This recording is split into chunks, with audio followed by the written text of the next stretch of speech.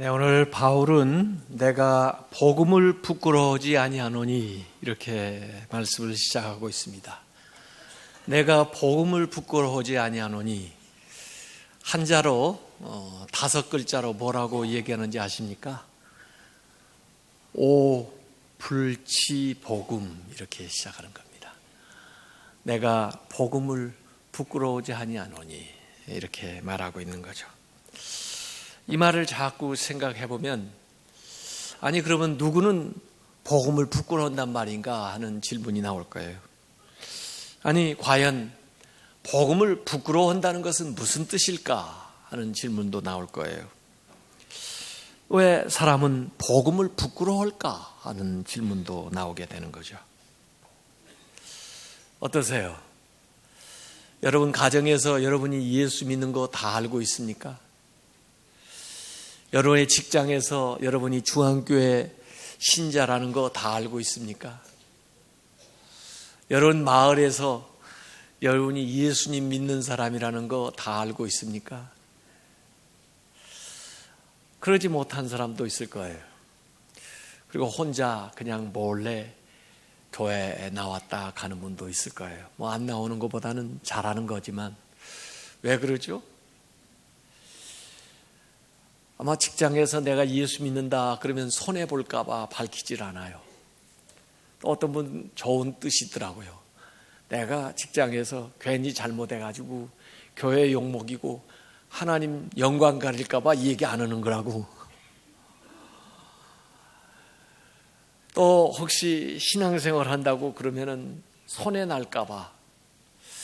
또 왠지 자기 권리를 주장하지 못할까 봐 그렇게 해가지고 신자라는 거 밝히질 않고 몰래 혼자만 신앙생활하고 절대 다른 사람에게 예수 믿으라고 얘기하는 적도 없고, 또 직장에서 가끔 회식 자리에 가서 또 곤란한 상황이 연출될 수 있으니까 난 그냥 교회에 가서 신자 노릇하고 주일에는 일상생활에는 그냥 세상 사람들하고 편하게 그렇게 사는 게 좋겠다 그렇게 생각하는 사람도 있더라고요.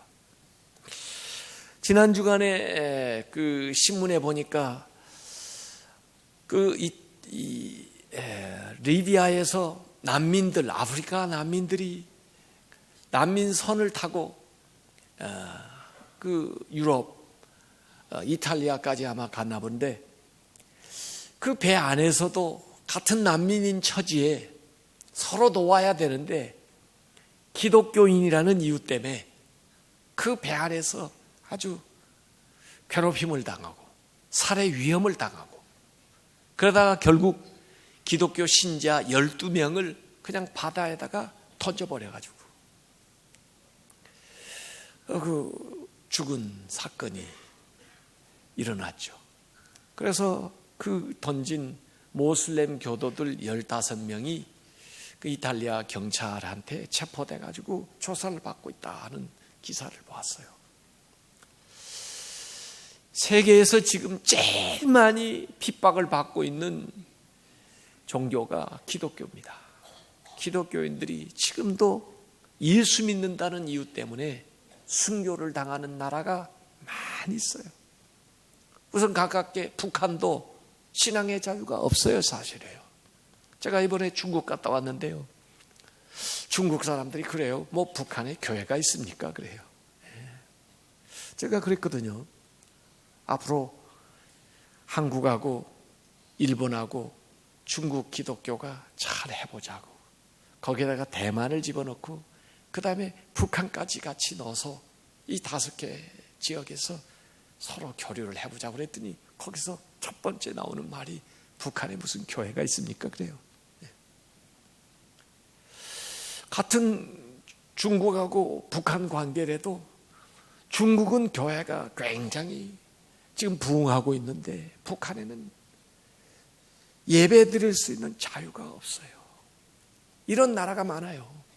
내가 신자라고 하는 것 밝히면 곧바로 위험에 처하는, 체포되거나 죽임을 당하는, 또 완전히 따돌림을 당하는 그런 많은 지역들이 있습니다.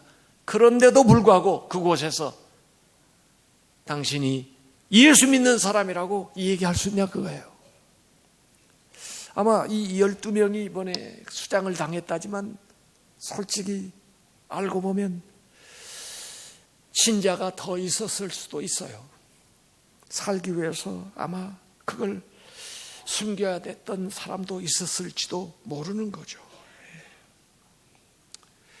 우리는 그런 순교적인 상황이 아닌데도 불구하고 신자인 것을 부끄러워하고 우리가 가지고 있는 이 복음을 부끄러워하는 이 일은 왜 일어나는 거죠? 왜 복음이 그렇게 거북하고 불쾌하고 불편한 거죠? 아마 이 시대의 풍조가 그런 것 같아요. 복음은 계속해서 우리의 죄를 지적하고 회개하라고 하고 예수 그리스도를 믿으라고 얘기하는데 이 세상 사람들은 자기를 믿고 사는 거예요. 자기 힘을 믿고 사는 거예요. 그걸 아마 독립심이 있다, 그걸 뭔가 능력이 있다 이렇게 생각하는 것이 세상의 풍조예요. 뭘 믿니? 나를 믿지. 뭘 가진 게 없으니까, 자신이 없으니까 신이라고 뭐 하나님이라고 믿는 거지. 이게 세상에서 이 얘기입니다. 또 죄를 회개하라고 하니까 사람들이 불편해해요. 회개하라고 하니까 불편해요. 왜 나보고 뭘 잘못했다고 회개하라고 그러냐고 자꾸 반박을 하는 거죠. 그래서 이 타락한 세상 속에서는 기독교의 메시지가 환영받을 수가 없습니다. 불쾌하게 여겨지는 거예요. 더구나 예수를 믿어야만 구원을 받는다고 그러니까 그러지 않은 많은 사람들에게 배척을 받게 되는 겁니다. 더구나 우리가 구원받은 길이 예수 그리스도의 십자가의 고난을 통해서 구원을 받았다고 하니까 사람들이 그걸 받아들이기가 힘들어요. 더구나 예수 믿는 사람은 그 십자가를 지고 주님을 따르라고 그러니까 더 꺼리끼는 거죠. 그래서 지금까지 세상은 복음을 적대시하고 대적하고 복음을 전하는 사람들을 핍박하면서 나왔습니다. 우리가 복음을 제대로 전하지 않기 때문에 그렇지 정말 복음을 제대로만 전한다면 세상에서 배척을 받을 거예요. 그래서 제가 다시 한번 생각해 봤습니다. 복음을 증거하고 있는데도 불구하고 내가 세상에서 이렇게 배척을 받지 않는 이유는 내가 정말 참된 복음을 증거하고 있는 것인지 뭔지 다시 한번 생각해 볼 필요가 있다는 거예요. 참된 복음을 세상에서는 싫어합니다.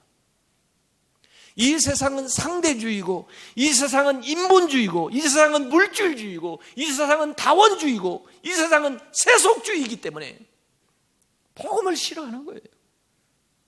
복음을 전하는 사람을 배척하는 거예요.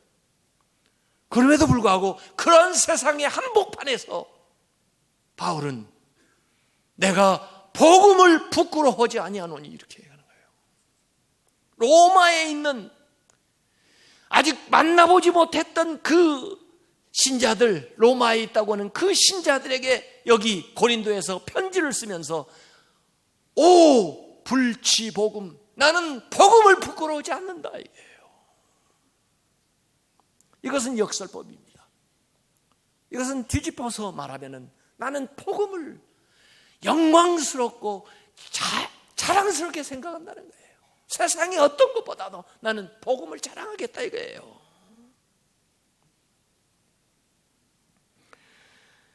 이 바울은 예수님을, 복음을, 그 당시 로마 시대에 가장 흉악한 죄를 진 사람들을 갖다 내달았던 십자가를 자랑스럽게 여겼다는 거예요. 갈라디아서 6장 14절에 보니까 내게는 우리 주 예수 그리스도의 십자가 외에 결코 자랑할 것이 없다 그랬어요. 왜 바울이 자랑할 것이 없겠어요? 바울도 시민권이 있는 사람이에요. 로마 시민권. 바울도 그 당시에 최고의 학문을 자랑하는 가말리엘 수하에서 대단한 학문을 쌓은 사람이에요. 율법으로만 해도, 가문으로만 해도 내놓을 게 많은 사람이에요. 그러나 나는 십자가 외에 저들이 멸시하는, 저들이 그 그렇게 싫어하는, 혐오하는 십자가 외에 결코 자랑할 것이 없다 그랬어요. 이게 복음입니다. 우리하고 나하고 얼마나 다른가요? 나는 뭘 자랑거리로 삼았어요? 나는 공부한 것을 자랑거리로 삼아서 내 학식을 뽐내고, 내가 가진 물질을 자랑거리로 삼아서 그 물질을 과시하고, 내가 누리는 이 지위를 나는 자랑거리로 삼아서 다른 사람에게 기를 죽이고, 그렇게 세상적인 거, 없어질 거, 사람들이 추구하는 것을 가지고 자랑거리를 삼았는데, 바울은 나는 십자가 외에, 이 복음 외에 자랑할 것이 없다는 거예요. 여러분은 물질을 가지지 못해서 자랑할 것이 없습니까? 남같이 대단한 학식을 누리지 못했기 때문에 자랑할 것이 없는 겁니까? 아니에요. 아무리 세상에 것이 없어도 여러분이 복음을 가지고 있다면 그 복음을 자랑거리로 삼으시기 바랍니다. 아무리 세상 것이 많아도 그것보다 오직 복음을 담대하게 전하고 복음을 자랑거리로 삼으시길 바랍니다. 만약에 우리가 예수를 부끄러워한다면, 우리가 이 복음을 부끄러워한다면 주님 앞에 섰을 때 주님께서 나를 부끄러워하실 거예요. 바울이 디모데에게 편지를 쓰면서 보니까 디모데한테 경고하는 말씀이 하나 들어있더라고 보니까요. 그게 디모데후서 1장 8절이에요. 너는 내가 우리 주를 증언함과 또는 주를 위하여 갇힌 자 된, 지금 바울이 얘기하는 겁니다. 내가 지금 이렇게 감옥에 갇혀 있는 것은 주님을 증언하다가 복음을 증거하다가 지금 갇히게 됐는데, 이 복음을 증언하다가 갇히게 된 나를 부끄러워하지 말고. 왜 부끄러워하지 말라고 그랬을까요?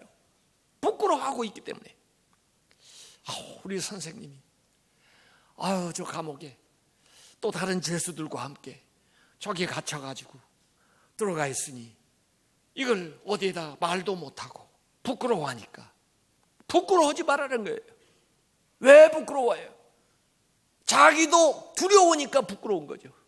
자기도 복음을 두려우니까 부끄러워하는 거죠. 왜 두려워해요? 부끄러워하지 말고 오직 하나님의 능력을 따라 복음과 함께 고난을 받으라 그랬어요. 자기 자식 같은 디모데에게 누가 고난을 받으라고 권하겠어요? 그러나 복음과 함께 받는 고난이라면 기꺼이 받아야 된다. 부끄러운 게 아니다. 이건 남들 앞에 떳떳지 못한 것이 아니다. 기죽을 거 없다. 두려울 거 없다. 내가 지금 감옥에 갇힌 게 무슨 도적질을 해가지고 감옥에 갇혔느냐? 내가 남의 것을 빼앗아가지고 지금 갇혔느냐? 난 복음을 증거하다가 여기 왔는데 왜 부끄럽냐? 무엇이 부끄럽냐? 부끄러우지 말고 너도 할 수 있으면 이 복음과 함께 고난을 받으라는 거예요. 같은 디모데후서 1장 16절에는 오네시보로를 칭찬하고 있습니다. 이 디모데에게 편지 쓰면서 오네시보로를 보라는 거죠. 주께서 오네시보로의 집에 긍휼을 베푸시옵소서. 기도로 축복해요. 오네시보로가 나를 자주 격려해주고, 이 어려운 처지에 갇혀 있는데 나를 찾아와가지고 나를 격려해주고, 내가 사슬에 매인 것을 부끄러워하지 아니했다. 내가 복음을 증거하다가 이 처지에 놓인 것을 부끄러워하지 않았다는 것을 오네시보로를 축복하면서 디모데에게 이 얘기를 해주는 거예요. 복음은 자랑거리지 부끄러울 것이 아닙니다. 예수 믿는 것은 자랑거리지 감출 것이 아닙니다. 복음을 부끄러워하지 마시기 바랍니다. 복음을 전하다가 당하는 고난을 두려워하지 마시기 바랍니다. 바울은 이 복음을 전하기 때문에 반대도 당했고 조롱도 당했고 중상 모독도 당하고 핍박도 받고 투옥되고 채찍도 맞고 돌로 맞고 결국 목이 잘려서 죽임까지 당했지만, 그러나 한 번도 그는 이 복음을 부끄러워한 적이 없어요. 복음 앞에 담대했습니다. 고린도전서 1장 23절 24절에 바울은 얘기했습니다. 우리는 십자가에 못 박힌 그리스도를 전하니, 이 십자가라는 것이 유대인에게는 꺼리끼는 것이요 이방인에게는 미련한 것이로되 오직 부르심을 받은 자들에게는 유대인이나 헬란이나 그리스도는 하나님의 능력이요 하나님의 지혜니라. 복음은 세상에서는 꺼리끼는 것이고 미련한 것이지만은 그 복음을 통해서 하나님께서 우리를 구원하시기 때문에 이것은 하나님의 지혜요 하나님의 능력이라는 것입니다. 왜 부끄럽습니까? 복음이. 그런데 여러분, 우리는 어디에서 힘이 온다고 생각하십니까? 사람들은 세상에서 힘이 온다고 생각해요. 세상의 것을 많이 가져야 힘을 가진다고 해요. 아는 것이 힘이다.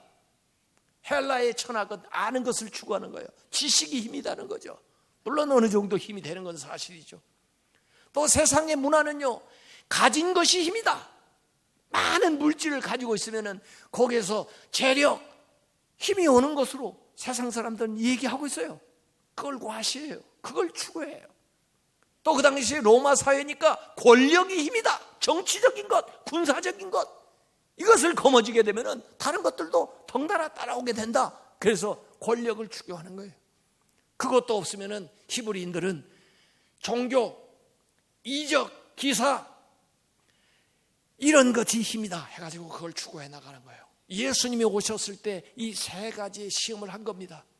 당신이 메시아가 된다면 뭔가 힘이 있어야 될 텐데, 보쇼, 사람들은 권력을 좋아하는데 내가 권력 주겠소. 사람들은 재물을 좋아하는데 재물 가지쇼. 사람들은 기적을 좋아하는데 기적 베푸쇼. 그러면 당신은 힘을 얻게 될 거고 그 힘으로 사람들을 구원하셔.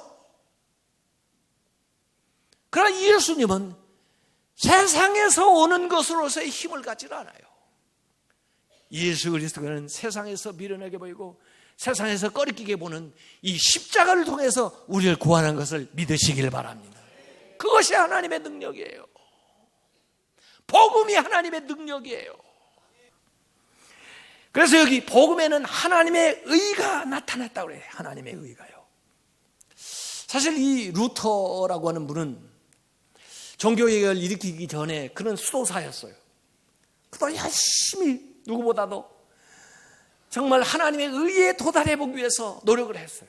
그래서 여기 로마서 1장 그 17절을 그는 수도사 시절에 너무 부담스러웠다는 거예요. 하나님의 의.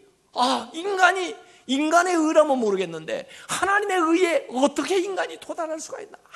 아무리 노력을 해도 안 돼요. 자기도 안 되는데 다른 사람은 될 가망이 더 없어 보이는 거예요.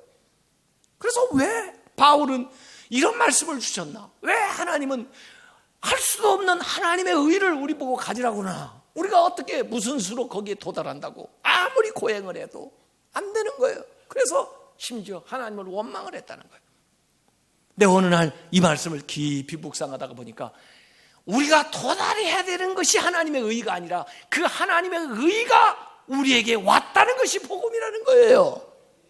그걸 루터가 깨닫게 된 거예요. 우리는 지금 쉽게 얘기하지만은 하나님의 의는 내가 도달해야 될 지점이 아니라 이 하나님의 의가 예수 그리스도를 통해서 우리에게 왔다는 거예요. 그게 복음이라는 거예요. 그게 기쁜 소식이라는 거예요.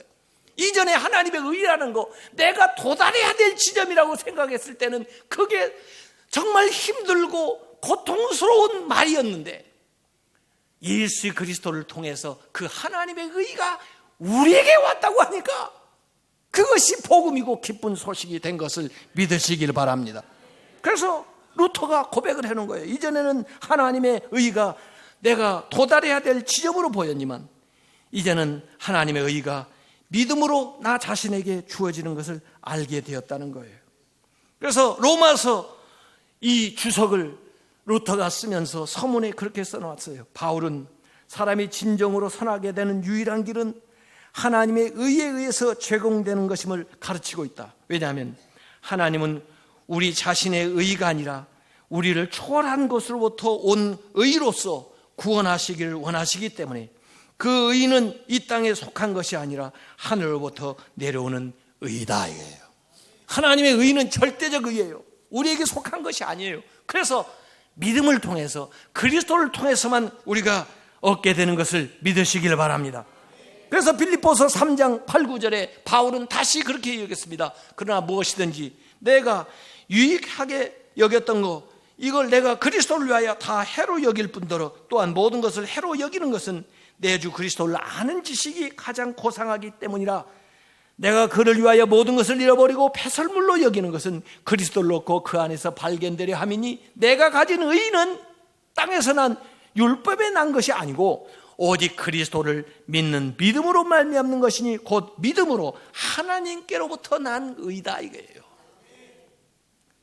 우리가 선행을 많이 해서 바벨탑을 쌓아가지고 하늘나라 올라가는 그 의로워지는 게 아니에요.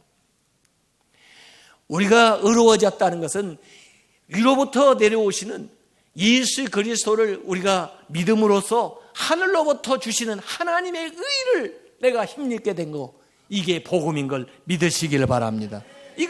이 의는, 하나님의 의는 기원이 인간에게, 땅에게 있는 게 아니고 하나님에게 속한 건데, 그것이 나에게 믿음을 통해서 오는 거예요. 이게 절대적 의예요.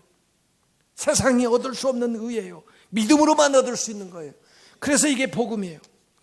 그래서 루터는 다시 얘기합니다. 내가 이전에 하나님의 의라는 표현을 미워했던 것만큼 이제는 그 표현을 가장 사랑하고 나에게 위안을 주는 말씀으로 여기기 시작했다. 바울의 이 표현은 정말 내게 있어서 천국에 들어가는 문과 같이 되었다, 이거예요.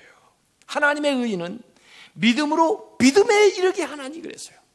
믿음으로 시작해서 믿음으로 진행해 나가는 거예요. 현재 진행이에요. 한 번 믿어 끝나는 게 아니에요. 여러분들이 믿어서 지금 믿음으로 계속 살아가는 거예요. 믿음의 과정을 겪어가는데, 이 믿음의 과정을 통해서 우리가 이 복음의 능력으로 변화되기 시작하는 거예요. 계속 중생하고 그 다음에 성결하고 그리고 영화로운 삶으로 변화되어 나가요. 그래서 성경에도 그렇게 이 얘기를 하고 있어요. 로마서 8장 30절에 보니까 또 미리 정하신 그들을 또한 부르신 그들을 또한 의롭다 하시고 의롭다 하신 그들을 또한 영화롭게 하셨느니라 예요. 하나님이 우리를 부르셔서 우리를 의롭다 하시고, 그리고 우리가 성결하게 되고 그리고 영화롭게 되는 거예요. 이게 믿음의 전 과정을 통해서 나가는 거예요. 그러니까 믿음이라는 것은, 복음은 우리 안에서 역사하는데, 과거에는 정죄함에서 나를 구원하는 것으로 역사했고, 현재는 이 죄의 권세에서 나를 힘을 주어서 죄를 이길 수 있게 도와주시고, 미래에는 죄의 현실에서 우리를 완전히 구원해 주는 역사로 나타나는 걸로 믿으시길 바랍니다. 그러니까 믿음은 과거와 현재와 미래의 계속해서 역사해 나가는 거예요. 그렇기 때문에 우리는 믿음으로 살아야 되는 거예요. 오늘 결론, 로마서 1장 17절에 기록된 바 오직 의인은 믿음으로 말미암아 살리라 함과 같으니라. 기록된 바, 왜? 구약에 이미 기록됐다는 거예요. 지금 처음 말하는 게 아니에요. 이미 하나님 말씀하신 말씀에 기록되어 있다. 하박국 2장 4절에 이 말씀이 나오는 거예요. 그걸 다시 인용해서 바울이 얘기하는 거예요. 이전에 성경을 많이 읽었지만은 깨닫지 못했는데, 바울 스스로도 이제 이 말씀을 깨달아서, 기록되어 있는 대로 의인은 오직 믿음으로 말미암아 산다. 이게 네 글자로 말하면 이신득의예요. 중국에 갔다 오다 보니까 자꾸 한문이 나오는데 말이에요. 믿음으로 의롭다는 솔라피데 이렇게 돼요. 믿음으로만 의롭게 된다 이거예요. 예? 우리가요, 음식이나 돈이나 명예나 지식이나 권세, 이걸로 사는 게 아닙니다. 믿음으로 사는 걸 믿으시기 바랍니다. 우리가요, 봉사, 헌신, 선행, 고행, 종교를 했다고 구원받는 게 아니에요. 믿음으로 구원받는 걸 믿으시기 바랍니다. 예? 그래서 갈라디아서 2장 16절에 사람이 의롭게 되는 것은 율법의 행위로 말미암이 아니요 오직 예수 그리스도를 믿음으로 말미암는 줄 알므로 우리도 그리스도 예수를 믿나니 이는 우리가 율법의 행위로서가 아니고 그리스도를 믿음으로써 의롭다함을 얻으려 함이라. 율법의 행위로는 의롭다함을 얻을 육체가 없느니라 이거예요. 행위로 구원 못 받아요. 왜냐하면 인간에게는 구원을 받을 자격 요건을 갖춘 사람이 아무도 없어요. 아무도 그런 공로가 없어요. 의인이 하나도 없어요. 만약에 여러분이 행위로 구원을 받는다면 하나님은 심판 정도만 하지, 그건 여러분의 영광이 하나님께 영광이 될 수가 없어요. 여러분이 의로워서 구원을 받는다면. 그렇기 때문에 인간의 행위로는 구원을 받을 수가 없습니다. 오직 믿음으로만 구원받는 거 믿으시기 바랍니다. 그래서 바울이 그걸 경험한 거예요.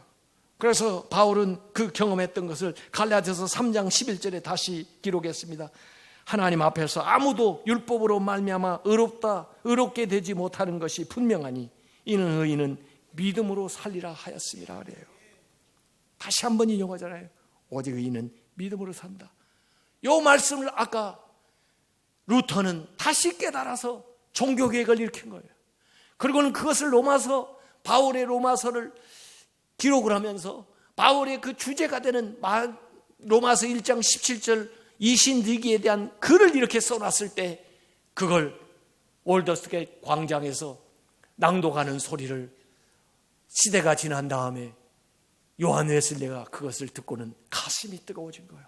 나도 루터처럼 바울처럼 행위로 구원을 얻으려고 그동안 애를 썼는데 이게 아니었구나. 복음은 원래부터 이 말씀을 하고 있었는데 내가 왜 그걸 몰랐던가. 그 자리에서 다시 회심을 하게 돼요. 그래서 요한 웨슬레가 뜨거운 경험을 하게 되면서 오직 의인은 믿음으로 말미암아 살리라. 그러면서 감리교회와 성결교회가 일어난 걸 믿으시기 바랍니다. 오직 믿음, 복음에 대한 믿음을 가질 때 하나님의 의가 우리에게 역사해서 그 능력으로 우리가 구원을 받고 변화되고 이 땅이 새로워지는 것을 믿으시길 바랍니다.